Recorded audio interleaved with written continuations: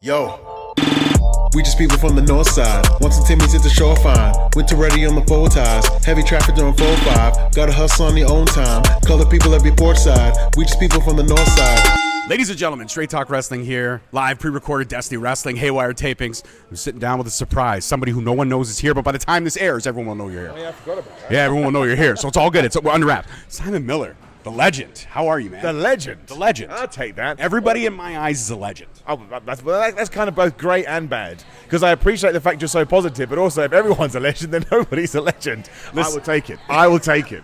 Listen, everyone I get to talk to, everyone I get to have conversations with, I've been grinding at this for 9 years, so anybody that gives me the time, anybody that's willing to sit down and have a chat with just this little guy from, I shouldn't say little, but this rather semi-large man from Canada who just loves pro wrestling, I appreciate it so much. Oh, no, dude. I mean, I'm still in it, but I started in the content game, if that's the right way to put it. Mm-hmm. That's what led me to pro wrestling, so if anybody else is passionate about it and they think I can help them, I'm here, man, 100%.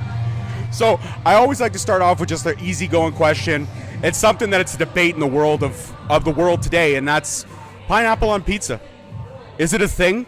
Are you a fan of pineapple on pizza? I prefer it to be Hawaiian pizza is all four food groups for me. You've got your bread, Yep. you got your dairy and Yep. the cheese, you've got your meat and the ham or whatever you choose, and you got your fruit and the pineapple. Really, it is the four food group pizza. It wouldn't be my go-to. No. I am astounded by the reaction to it. Because I've had pineapple on a pizza. I think it tastes pretty good. And also, when you go to fancy soirees, what do they have on a stick? Cheese and pineapple. Cheese and pineapple. All a pizza is cheese on toast. That's all it is. It's cheese on bread. That is it. So I have no problem with the pineapple on a pizza. Not, in fact, I'd have to think about it. It could probably sneak into my top 6. Genuinely. If I really had to, there'll be other things that I'd push far away. I'm having pineapple on a pizza before anchovies, all right? Yeah, I don't like anchovies. Nobody So likes anchovies. I don't get the controversy. I don't get it. I don't get it either. It's so heated. It's almost like, Bush or Camilla Harris. Who do you go for? You know what I mean? I'm not asking you to get political. I'm not asking you to get political. British, I stay out of that. Well, you know what? Us being under British rule, we have learned to appreciate. I'm also quarter Scottish, so I love the UK. I love the United Kingdom.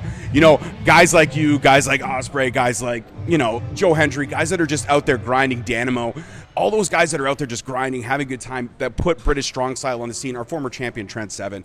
I always find British pro wrestling to be some of the hardest hitting, some of the most fast paced, and some of the best kept secret. But it's not a secret anymore. Everybody knows how gifted UK wrestlers are. Yeah, and I think that's really interesting as well because what I am trying to do is also bring back another part of the UK wrestling scene, not been forgotten at all, but just needs to be showcased more, which is, again, you used to watch World of Sport back in the day, you had some larger-than-life, over-the-top characters.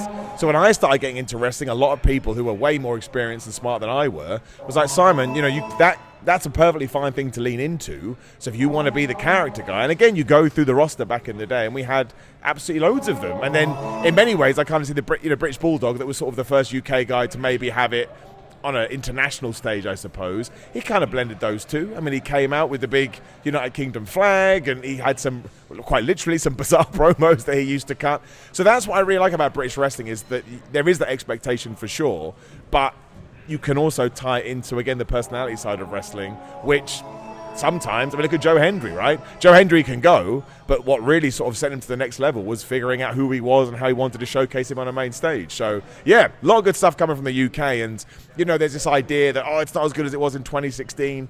Listen, man, we're never going to be able to replicate what we did in 2016, but that is doing it a disservice today. The UK wrestling scene, there's some really cool promotions. You can work every weekend. You get big houses. It's a cool place to be. UK, again, like you said, it's such a great scene, but it has so many niche, fan bases. You got ICW that's got a niche fan base. You got Progress that's got a niche fan base. When you're over there, and like you said, you can work every weekend. I'm not asking you to pick a favorite promotion. But which crowd is the most lit? Oh, no. Which crowd do you have the most fun at? I'm totally biased. Okay. I'm totally biased because I work for Progress every single month. And I just won the Proteus title there, and everyone was really nice to me. Progress is the best UK wrestling promotion. Honestly, I said this in the promos that we put out there. When I started wrestling, because of my background in YouTube and stuff, people are like, Progress will never book you. That was probably true at a time, but I like to think through hard work and tenacity and believing in yourself and all that nonsense, we were able to open some doors. So, there's some amazing companies, RevPro, ICW, like you say, North, they're growing right now. But in terms of, again, my own personal bias, Progress is my number one, and it always will be. And that's why I wanted to do that, because I know you just recently won that title. So I was like, oh, this is perfect. See, the research flows. It's natural. You got to have that chemistry and that charisma in order to flow in a conversation, or else you're just there going, so where did you train? And how did you? No, it's really good. So speaking of which, actually, again, a perfect segue. Training with Al Snow, one of probably the most underrated minds in pro wrestling. And that is the truth. I look at Al Snow as a complete pro wrestling genius. He is someone that knows the business, knows how to tell stories, knows how to build characters. Oh, he really does. And knows how to think outside the box, but yet still flourish inside the box when he has to. What's it like learning under the tree that is Al Snow? So, it won't show up on camera. I'll show you afterwards. I have essentially what is a scalp scar on my head from where I could not do flip bumps. Just couldn't do them. So what I did is I went to a flip bump and I literally, scraped my head along the mat and I got rid of a chunk of skin. That's what scalping used to be. I had to go to hospital. It was a whole thing.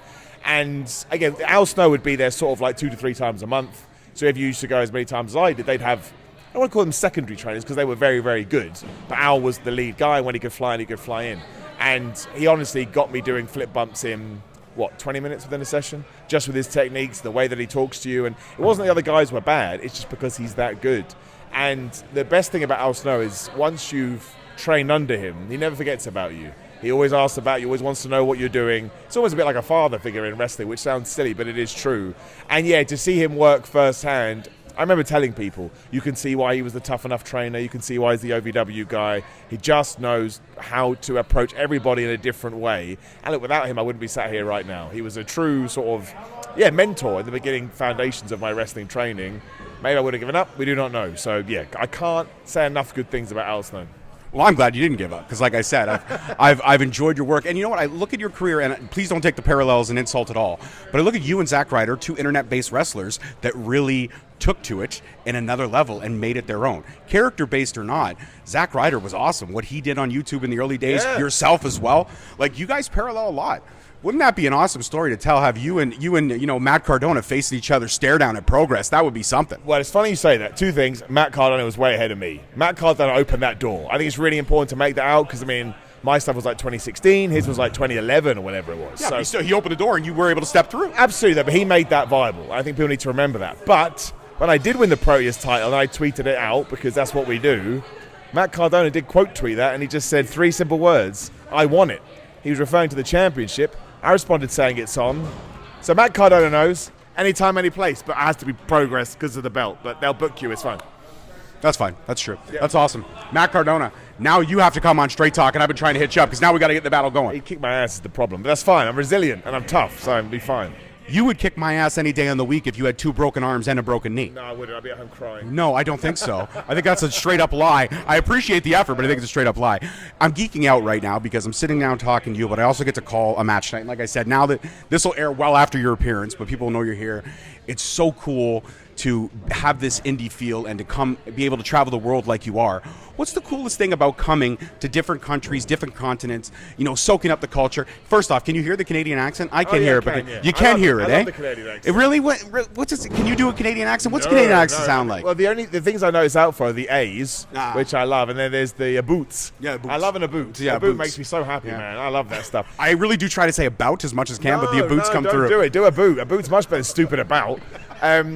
I think for me, again, we'll go back to the Al Snow stuff. When I took my first bump, someone had told me, they'll book you in America, they'll book you in Canada. I've worked in South Korea. Like, why? How? What's going on? So I think it's just I feel humbled by it. I think it's really, really cool. Like, I've come out to Canada to wrestle. And I don't mean this in a bad way, but maybe it goes well, maybe it doesn't. It's wrestling. Sometimes, things fall apart. But the fact I get to do it to begin with is an experience in itself. And again, I don't take that lightly. So that's the coolest thing. Being around here, meeting people, realizing that wrestling's the same all over the world. It's just cool, man. And again, once again, just to really, really double down on it, I see it as a privilege. I do. And the fact I get to do that is awesome. Absolutely, it is awesome. It's fantastic. You get to have fun with it. You get to be yourself, and you're also, again, character-based wrestling is something that was so thriving at one point. Now it's really lost. It really is lost because everybody doesn't do the character-based stuff. They don't really have the fun with it. Do you think, like, in a way, wrestling's lost a step by not being able to, have the fun? No, I think they still exist. I just think it's like anything. It goes in waves, right? So you could argue that mid-90s WWF was super character work. It was. But people hated it. They did. They absolutely hated it. I mean, come on, Duke the Dumpster Drosy. I love the guy. That's I've it. interviewed him. He's awesome. But I didn't want to be a garbage man as a kid. I don't want to cheer for a garbage man. As we are talking about this, Repo Man is the greatest wrestler ever. I mean, 100%. Well, what about Abe Knuckleball Schwartz? No, Repo Man was my guy. Come on, Abe Knuckleball Schwartz was awesome. Nah, baseball's never that big in England, so I didn't care. Yeah, so it's not that big in England. Well, what about you had the cliche Canadian teams. You had the Mounties, you had the Quebecers. Well, the Mountie was awesome. Yeah, the Mountie Big was Boss Man SummerSlam feud. Yeah, come on, when he goes to jail. That's awesome. That's absolutely awesome. One of the best shticks ever. I agree, but maybe we have moved away from that a little bit because it's more. Well, what happened is it's more about the actual person behind the mask or whatever, right? So, I don't know, Drew McIntyre is very similar to Drew Galloway, but there are still people doing it, and I think that's maybe everybody can't do it. But again, where we sat right now, Santino Marella was one of the kings of pulling that off, and I know he's been retired for a while in terms of whether he's moved on from his WWE run, but now he's back in TNA doing his thing. But you do. I mean, Joe Hendry, he's a character, for sure. Again, I'm not taking anything away from what he can do in the ring, but he understands the character kind of stuff. And there's people like Danhausen and Orange Cassidy in a way. He's a character. So, no, I do think it's still there. I just think maybe on the indie scene, which I totally understand, some people are more focused on what they do in the ring bell to bell, which of course is super important. But if you can get a bit of silliness and a bit of dumbness and a bit of goofiness in there too, to me, that's the secret sauce. That's what makes wrestling so great. So that's the Big Mac sauce. Oh, yeah, that's right, yeah. The number one. Yeah. The number one. Yeah. So when you're back home, I mean, and you have a chance to wind down and stuff, what's your go-to food? What does Simon Miller enjoy eating? Well, if it's a cheat day. Yeah, okay, let's go cheat day. I don't want to talk about. No, I don't want to talk about any of that. I want to talk about cheat days. It used to be Mexican heavy, and then throwing a pizza in there, throwing some nachos. But very sadly, a lot of people know this now. We're through an ordeal. 2 years ago, I got diagnosed with a dairy allergy. So dairy can kill me these days, which isn't so great. So I've had to shift it around a little bit. But anything even if it tastes like cheese, that's fine. It doesn't have to be cheese. Soy cheese, right? But yeah, it's not so bad. Coconut cheese. It's the one I like. It's Really? okay. But anything like that, so we can still make our own pizzas. Big ice cream fan, again. Still have to eat stupid ice cream, but it still tastes good. So, yeah, I mean, every cheat meal I had every single week before I got diagnosed with this was literally as much nachos and Doritos I could stick into my face. As much pizza, usually from Pizza Hut, it's a big Pizza Hut guy, I could stick into my face, and then a bucket of ice cream. And that never got boring to me. It was the greatest thing ever. You know what? You and I could be food buddies, really, because I have had a lot of practice in the art of eating food. That just makes you happy, man. I am happy. Yeah. Well, I married an Italian woman, so she keeps me perfectly fed. Now, I have to ask this. I mean, the UK has a lot of delectable amazingness that it is. Fish and chips. You've got your, being from Scotland, I have had haggis. Hell yeah. Homemade haggis. Are you a fan of haggis? Do you think haggis gets a bad rap for just what it is? I don't like haggis. I did try it. It's just not for me. But I don't like black pudding either. I don't want to eat a clump of blood. That's not Yeah, but it's not half bad. maybe. I think for me, it's probably I lose the mental game. Okay. Knowing what haggis is and knowing what black pudding is, I just can't. So I can't really eat liver either. I know it's good for you. Yeah, no, I'm not a big fan of liver. No, so I think for me, the food wins in the mental game. Okay. But look, I respect haggis, and it's like, I think in Scotland it sells in such high quantities, it has to be considered a smash success. So, if Yeah, anything, you go to Scotland and don't have a haggis. yeah, What are you doing? I'm the idiot here, right? I'm the one that's missing out. I didn't say that. No, oh, trust me, I'm well aware. But so I understand the power of the haggis. Just me personally, I'm too much of a baby to do it. So. Fair enough. One more question, I'll let you go get ready for the match. But, I mean, you've worked with some legends in this game. You've had the privilege of being under the learning tree of guys like Al Snow, had experiences with Will Ospreay. I mean, just when you look back at your career and everything that you've been able to accomplish since 2016, we're coming up on, 8 years. Yeah, well, there was a 2-year pause. Okay, fine. 2-year pause. The world No, closed I down. don't count COVID. Still, regardless, 8 years you lacing up the boots. Whether there was a 2-year break or not, that was nobody's fault. That was one person's fault. Patient zero. But other than that, we can't talk about patient zero. But when you look at your career and all the stuff that you've been able to accomplish, and now winning this Progress title, I mean, 2016, Simon Miller, ever think that this could happen? No, that's a great way to put it. That's why even if I was forced to retire tomorrow, of course I would be upset. But I've achieved way more than I thought possible. Which mostly, I think that's probably based on my own expectations. I didn't really know what to expect. I don't think. Obviously, I wanted to do as well as I possibly could. But again, the Progress thing last weekend was super cool. I think that was probably the defining moment so far in my career, just because of the reaction that it got. I couldn't believe it. But again, coming out here, I think I've wrestled more in America this year than I have in the UK. That's totally crazy. And again, I've been in the ring with people like James Storm. I have wrestled Joe Hendry. I've been on shows with Will Ospreay. Jeff Jarrett's been on shows I've been on. It's just, it genuinely is overwhelming, and it's super duper cool. So I think obviously we all want to get to the main event of WrestleMania. That would be the greatest thing ever. But sometimes just taking stock of what you are doing, it's a wonderful thing. Wrestling has brought me a lot, and I'm very grateful for it. I love that. Wrestling brought us together, and this is magic. This is a bromance that's happening before everyone's eyes. I can feel it in my tum-tum right now. You do, right? Yeah. You know what? I after tonight, let's go out to Zet's Greek food. Are you down? Zet's is Greek food. It's the best Greek food. Let's go. We're gonna do it. Absolutely. John, it's a date. It's a bro date. It's not like that. It's a bro date. It's a date. It's a Either date. way, it's fine. Either way. So that means I have to pay then if it's a date? Absolutely, Okay. yeah. All right. Fine. That's fine. Great. I'm gonna have to mortgage my house now to cover his meal. That's He's fine. gonna eat all kinds of protein. That's an expensive restaurant. Before I go, can you say, hey man, I had a blast on Straight Talk. People should give me a chance because I hope I'm pretty good at what I do. Absolutely.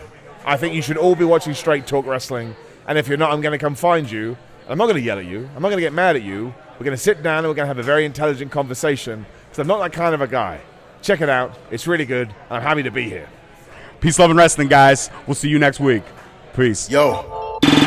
We just people from the north side. Once the Timmy's hit the shoreline. Winter ready on the full ties. Heavy traffic during 4-5. Gotta hustle on your own time. Color people every port side. We just people from the north side.